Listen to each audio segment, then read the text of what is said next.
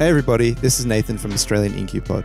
You are tuning into the second part of our two-part interview with David from MoodMission.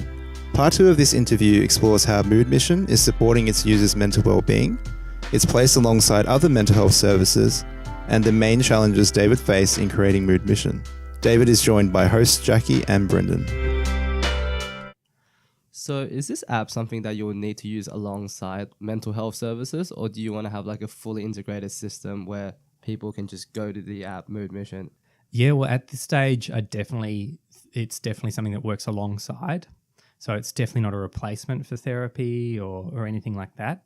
And I think that it's actually going to be a long way off before we have things like apps that we can say are definitely standalone, come to this and we'll be able to fix you, no worries, sort of things. So I use that term facetiously sometimes, be able to fix you. But this can be like a one-stop shop. I mean, there's definitely there's online courses that people have been effective for, clinical levels of depression and anxiety and all sorts of other problems. But at the same time, there's still this if things get worse, then we'll get you to visit a psychologist or some sort of clinician face to face. And I think there still will always be a place for therapy, whether even if it's, via video or via virtual reality or something like that. There will always be a place for two people talking. Yeah, because I think human contact is essential. Absolutely. And there's all these sorts of ratings of how likely your job is going to be replaced by robots. Yeah.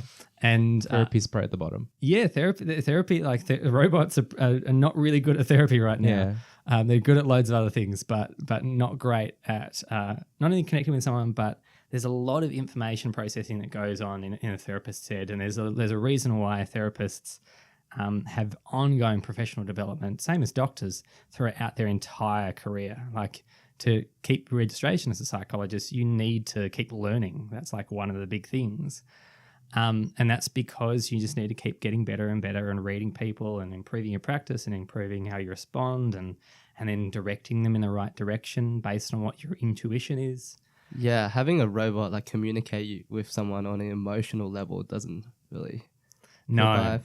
No, and people get freaked out, I think, a bit. Yeah. I think there will always be cases where you just want to go somewhere. When you're ordering a pizza, you don't necessarily want to talk to someone on the phone. More and more people just get Uber Eats, and it makes it easier and quicker and actually less emotionally activating. So there will definitely be instances where you use apps and use technology for that to talk about stuff that you wouldn't want to talk to a person about at this point.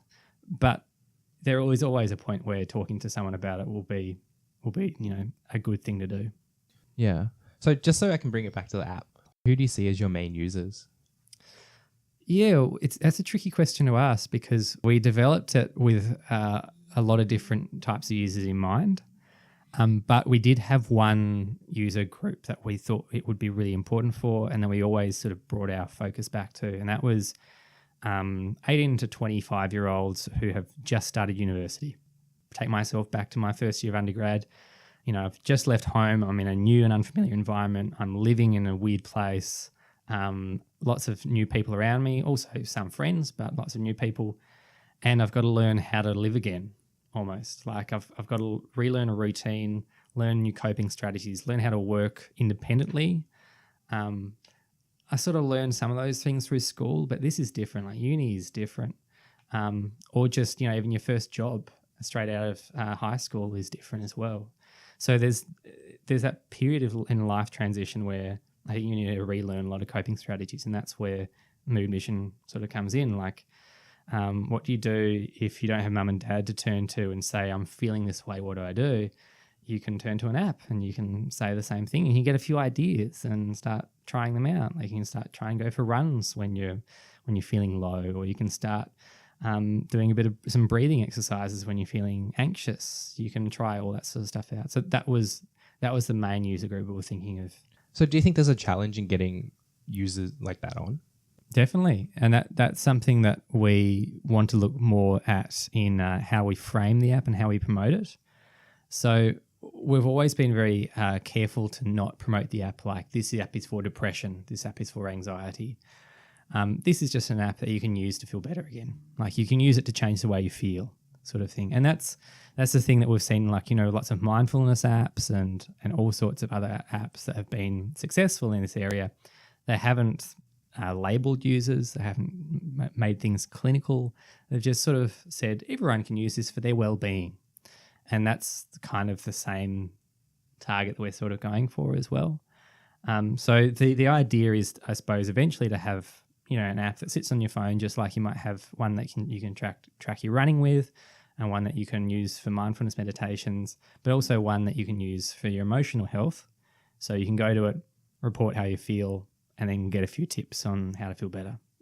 So how are you going about right now reaching that 18, 25-year-old university market? Yeah, so right now we're sort of in a holding pattern because we're developing a whole bunch of new features that we'll now then release and then promote more, I think. But right now I suppose we've promoted it to universities primarily. So Monash University is promoting to their undergraduates and their people living on campus and those sorts of things. I suppose also just having a good social media presence, and not one that's overly manufactured or monitored, or just one that sort of just constantly is there and just pushing out interesting content. And yeah, it's just a presence. I think that's important because young people can see through bullshit, basically. Yeah. Like they can definitely tell when this is some sort of corporate propaganda that's packaged or something like that. So I just wanted it to be totally genuine and totally real and really open. So that's kind of the strategy we're going with now, looking at universities, looking at schools, and just having a good online presence, I think, is really important. So how did you come up with the concept of completing daily missions for the app? Yeah, it sort of grew a bit out of a concept that's related to. So there's something in psychology called self-determination theory.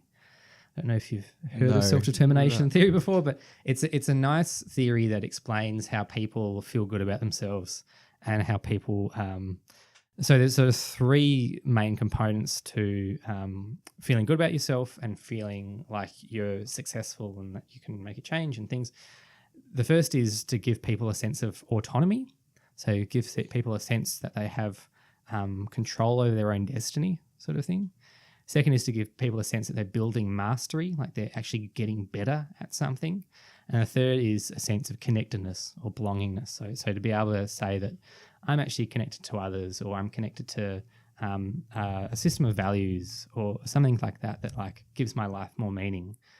So the concept of being able to say, here's what I want to do. This is a goal that I can set for myself and choose myself as well, importantly. It doesn't say you need to do this. It says, here's 5 things that you can think about doing.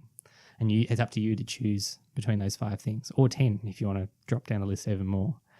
So you choose that and then you go away and then you achieve it. So you gain this sense of control and autonomy over going off and mastering your own destiny, and you're getting better at it. So it sort of rewards you and says, hey, you actually achieved something. You're getting better at it and you're building mastery. And a lot of those missions are also, talk with friends, think about your values, connect to something beyond yourself, get off your phone and connect with your environment, go for a run, those sorts of things. So it's trying to get all those in a package. And I think people understand the idea of like, oh, now I've got a short-term goal to go and achieve. So that was kind of the idea of what we had with missions. The other idea being that you can rate how you feel before and after. And that's a really important metric as well, because if you can rate how someone feels before doing an activity and after it, then you can start to figure out which activities work better for which people and which problems. And that's a really interesting research question that psychology really hasn't delved into in the sort of resolution that we're able to do now with tools like MoodMission. So we're able to show if you are someone who is already quite anxious, not as depressed, but fairly anxious, and you encounter a problem where your mood has dropped a bit and you're feeling a bit down, and you're having some thoughts about that as well, let's just say that that's the sort of the setup, then we don't really know what would help you in that situation. Like, we have a few general ideas and it's up to you to figure it out. But with the data that we're collecting with MoodMission, we'll get closer to be able to say, actually, mindfulness is your best option right now. Or actually, Is that doing why a there's that relaxation rating? session. Yeah, so there's a rating of like 0 to 10 of how distressed you are. And not too many other technologies do that because their metrics all are about user retention, how much money we can make, like all those sorts of things. We're actually just interested in how you feel and whether we can make you feel better. That's interesting because, a lot of time when you are feeling low or feeling depressed, you kind of don't feel like doing anything. So this kind of almost gives you like a sense of purpose, even if it is something tiny, something small, a small task of some sort. Absolutely. And that's a part of, there's a psychological therapy for depression called behavioral activation, which sounds quite involved and quite scary. But behavioral activation is just about getting someone activated and doing stuff when they're depressed. Because when you're depressed, you don't feel like doing that. But if you do the opposite, then you start experiencing situations where you possibly can feel enjoyment. And that's the first step to getting better from depression. So it's basically a system of that, of behavioral activation and getting people, feeling warm and fuzzy about themselves and getting the endorphins flooding through their system and all that sort of stuff. So how does MoodMission compare to other anxiety and depression related apps? Sure. Well, we did a big review of lots of other apps that were out there, and very early on before we designed the app. And then also we did a review of the literature of what we know works. And we came up with a sort of a system of 16 recommendations that we should build into future apps. And we also looked at the apps that are out there and compared them across those recommendations, and a lot of them were lacking. I think that the biggest difference that I've noticed is that MoodMission is something that you can just download and start using without any introduction whatsoever. And while there are apps out there like that you can download and start using, they're not as comprehensive, and they almost depend on the user knowing what they're using the app for in the first place, which is kind of... Whereas MoodMission is just about changing your mood. Yeah. You just download it and it'll tell you what to do. Yeah. Whereas there are apps out there for relaxation, but it's up to the user to figure out, I need relaxation because I'm anxious. And so that step, I think, is what MoodMission's trying to get. Like, you just come to us with your problems, we tell you which direction to go into, rather than sort of just building a tool and saying to people like, here's our relaxation tool, without saying, use this if you're feeling anxious. So do you think there's any organizations or apps or tools out there that you think you could in the future incorporate into MoodMission? Definitely. That's, I think, the one thing that we're looking at doing now, because MoodMission is such a small, insular tool, really, at the end. We want it to be integrated into other things like, right now we're looking at integrating mood tracking features into the app and making it a bit more holistic in that, so you can track your mood over time. We'd also be interested in integrating into any other health or wellbeing sort of platform or tool. Like, if you can go to your fitness tracking app and not only rate your physical health but also your emotional health, then that would be even better. Better still, I mean, we have Instagram and Facebook now, I think, that they're providing notifications to people that they think that might be depressed or might be suicidal or things like that. If we can get Facebook to the point where they care so much about their users' emotional and mental health that they can suggest small missions to their users without it being creepy and with it still being very self-directed. So it's not like, hey, you're depressed, you should do this. It's more like, hey, maybe you can take a look in this direction. Take some time off, go for a run. Yeah, exactly. I think that would be really useful, especially in organizations as well. If organizations embrace this and realize that their workers work better when they're mentally healthy, then we can involve it in organizations and how they treat their employees. So what are some of the biggest challenges you faced through your journey with MoodMission? Well, to start with, funding was the big challenge. So during the Accelerator program? Yeah, well during even the crowdfunding program before that, that was always a challenge, just to know if we could do it. But once we were successful crowdfunding, then the next challenge was whether we could build something that people would want. and whether the idea was successful or not. Just out of curiosity, did you find that the majority of your backers were friends and family or other psychologists in the field? Definitely friends and family, I think. We did have two big backers. So one big donation came from friends and family, and the other one came from Swinburne Online. So they were two big sort of $5,000 donations to the crowdfunding campaign. But a lot of the others, the smaller ones, were from, again, friends and family.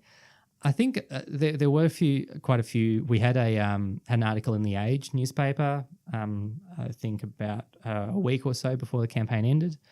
And it was Mental Health Week when the campaign ended as well. So that gave us a lot of promotion towards the end of just random people who were wanting to support something that they thought was a worthy cause.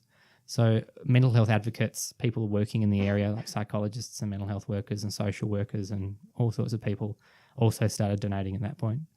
So it was a challenge, I think, not knowing what the project was going to turn into. That was pretty anxiety provoking in itself. But once we had the funding and we knew that the app development team could theoretically build something, the next challenge was worrying if people were going to use it, and then the next challenge is worrying if we can make it better. And then there's always a challenge coming up. There was also an early challenge of just of getting the university to realise that this is something that they should let a student go off and pursue. And that's when the accelerator program really helped. Like they really embraced the idea of, students should be able to build stuff and then go and, DIY and just, get it out there and start, getting customers or getting users. That was quite a new concept at the time for uni. But I think it's getting much better, especially after the accelerator program. So just to wrap up the podcast, can you give us 3 tips on how to manage stress? Wow. Okay. 3 tips. Okay. The first one I would say is to always be aware of your stress. So just be checking in with yourself. So sometimes you are really aware of it, like you're really stressed, but we forget about how stressed we can be at the other times when we're not so stressed. So I think it's like number one would be to check in with yourself and just like develop a bit of a routine to be able to always physically, emotionally, and also cognitively. So what thoughts are going through your head, just be aware. The second one would be, there are so many, ways, but that's a big one to be able to actually check in. I suppose the second one would be to talk to other people about it. And once you talk to other people about it, you pretty soon become aware that you're not the only one who's going through the similar feelings. Like they're pretty common experiences, and the more you realize that they're common, the better it can get, because you're not alone, and you can get support from other people. And the third one. Use MoodMission. Use MoodMission. Just use MoodMission. Yeah. It'll solve all your problems. No, I would say diet and exercise. Be aware of the connection between your food and how you feel, and keep a regular exercise routine. I would put in also in there, if you feel like you should seek help, go and have a chat to your GP and see a psychologist, because earlier is way better than later. And if you go and see a psychologist, they will teach you something that you can use at a later time when things might get really bad. So that would be my 3B. There's got 3A and 3B as the tips, but that would be like a secondary tip. If you're feeling in any way like you're getting too stressed, you can always go to your GP and get a mental health care plan and go and see a psychologist, and you don't have to pay much at all. Easy. Super easy. So I think that's a wrap. Thanks for coming on, David. Thank you very much, Jackie and Brendan. It was a pleasure. Thank you. That is the conclusion of our interview with David from MoodMission. You can find MoodMission on the Android and iOS application store. It's designed for everybody to use, so check it out. For more information on Australian Incupod, visit australianincupod.com and follow our SoundCloud, iTunes or Instagram account to stay updated for next week's interview.